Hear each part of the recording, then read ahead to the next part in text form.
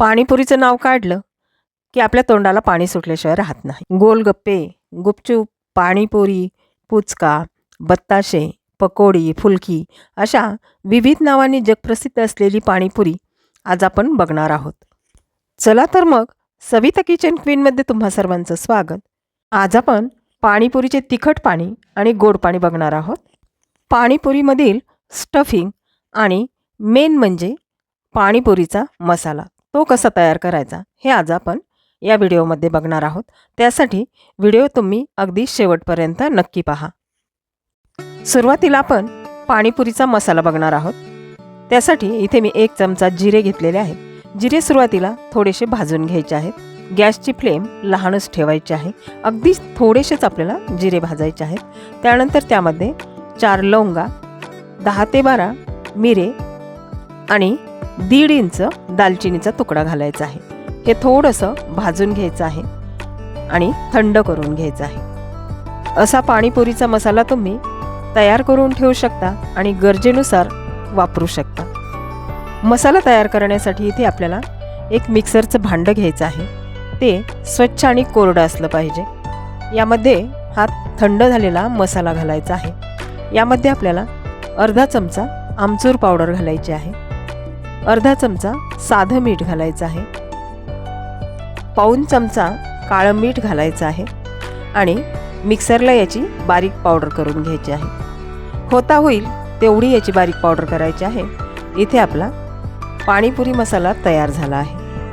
हा मसाला बाजारच्या मसाल्यापेक्षाही चांगला होतो. आता आपल्याला पाणीपुरीचे तिखट पाणी तयार करायचे आहे. त्यासाठी मिक्सरच्या भांड्यामध्ये 1 वाटी पुदिना, 2 वाटी कोथिंबीर, 1 इंच अद्रकाचे तुकडे, 4 ते 5 हिरव्या मिरच्या घ्यायच्या आहेत. हिरव्या मिरच्या तुम्ही तुमच्या आवडीनुसार कमी जास्त करू शकता आणि याची चटणी बारीक वाटून घ्यायची आहे. अशा पद्धतीने ही चटणी तयार होईल. ती एका बाउलमध्ये काढून घ्यायची आहे आणि गरजेनुसार आपण यामध्ये पाणी घालायचे आहे. तुम्ही हे पाणी गाळूनही घेऊ शकता. तशी गाळण्याची आवश्यकता नाही, बारीक झालेली आहे. आता पाणीपुरीच्या या हिरव्या पाण्यामध्ये आपल्याला काही मसाले घालायचे आहेत. साधं मीठ अर्धा चमचा, काळं मीठ अर्धा चमचा, पाऊण चमचा आपल्याला तयार केलेला पाणीपुरीचा मसाला घालायचा आहे आणि चांगलं मिक्स करून घ्यायचं आहे. या हिरव्या पाण्यामध्ये सर्व मसाले मिक्स झाल्यानंतर याची आपल्याला चव बघायची आहे. पाणी मस्त चविष्ट झालेलं आहे. यामध्ये काहीही घालण्याची गरज नाही. त्यानंतर पाणीपुरीसाठी आपल्याला गोड पाणी करायचं आहे. गोड पाणी करण्यासाठी इथे मी अर्धा ते पाऊण वाटी चिंच शिजवून घेतलेली आहे. अर्धी वाटी खजूर भिजवून घेतलेली आहे. त्यामधील बिया काढून घ्यायच्या आहेत. मस्तपैकी खजूरसुद्धा छान भिजलेली आहे आणि या दोन्ही जिन्नस मिक्सरच्या भांड्यामध्ये घालून चांगल्या बारीक करून घ्यायच्या आहेत. याचा मस्त असा लगदा तयार होईल.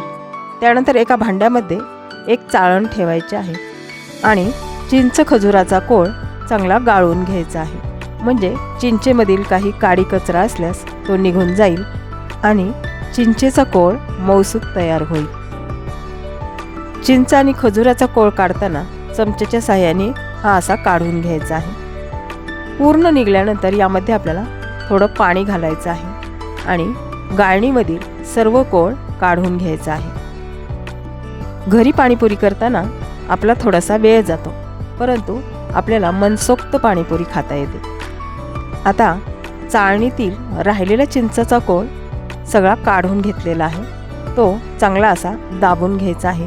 म्हणजे पूर्ण चिंचेचा कोळ आपला निघून जातो. त्यानंतर या चिंचेच्या कोळामध्ये आपल्याला गूळ घालायचा आहे.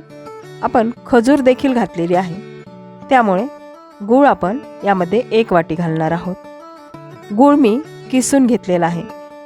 गूळ किसून घेतल्यामुळे चिंचेच्या पाण्यामध्ये तो लवकर विरघळतो. आता या चिंचेच्या पाण्यामध्ये आपल्याला 1 चमचा भरून लाल तिखट घालायचं आहे. इथे मी कश्मीरी लाल तिखट घालत आहे. अर्धा ते पाऊण चमचा काळं मीठ घालायचं आहे. 1 चमचा पाणीपुरीचा मसाला घालायचा आहे आणि चांगलं मिक्स करून घ्यायचं आहे. त्यानंतर या चिंच आणि खजुराच्या पाण्यामध्ये आपल्याला 1 छोटा चमचा भरून भाजलेल्या जिऱ्याची पावडर घालायची आहे. या जिऱ्याच्या पावडरमुळे या गोड पाण्याला मस्तपैकी चव येते. आणि पुन्हा हे पाणी चांगलं मिक्स करून घ्यायचं आहे. आवश्यकतेनुसार पाणी घालायचं आहे. आणि आता हे गोड पाणी आपल्याला शिजवून घ्यायचं आहे. शिजल्यामुळे या मसाल्यांचे फ्लेवर या पाण्यामध्ये चांगले उतरतात आणि पाण्याला मस्त चव येते. पाणीपुरीचे हे गोड पाणी आपल्याला चांगले 2-3 मिनटं उकळून घ्यायचे आहे. आता पाणीपुरीचे गोड पाणी तयार झाले आहे. त्यानंतर आपल्याला पाणीपुरीमध्ये भरण्यासाठी स्टफिंग करायचं आहे. इथे मी 3 बटाटे उकडून घेतले होते. त्याची साल काढून ते असे थोडेसे बारीक करून घ्यायचे आहे. या बटाट्यामध्ये आपल्याला बारीक चिरलेला कांदा घालायचा आहे. भरपूर सारी कोथिंबीर आणि काळं मीठ चवीनुसार घालायचं आहे आणि हे चांगलं एकजीव करायचं आहे. आता बटाट्याचं स्टफिंग तयार झालेलं आहे. नंतर गोड पाणी आणि तिखट पाणी यामध्ये आपल्याला बुंदी घालायची आहे. बुंदी ही साधीच आहे, अगदी मिठाचीच. बुंदीमुळे पाणीपुरी दिसायला तर छानच दिसते, परंतु चवसुद्धा मस्त लागते. आता आपण पाणीपुरी तयार करून घेऊयात.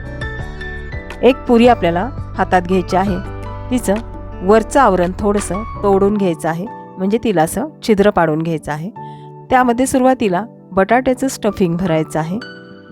नंतर गोड पाणी टाकायचं आहे आणि त्याच्यानंतर तिखट पाणी टाकायचं आहे. आवश्यकतेनुसार आपण यामध्ये काळं मीठ देखील टाकू शकतो. पाणीपुरीची सुरुवातीला चव बघा आणि नंतरच काळं मीठ टाका. इथे आपली तोंडाला चव आणणारी पाणीपुरी तयार झाली आहे. अशाच पद्धतीने तुम्ही पाणीपुरी नक्की करून पहा. पुन्हा भेटूयात पुढच्या व्हिडिओमध्ये. धन्यवाद.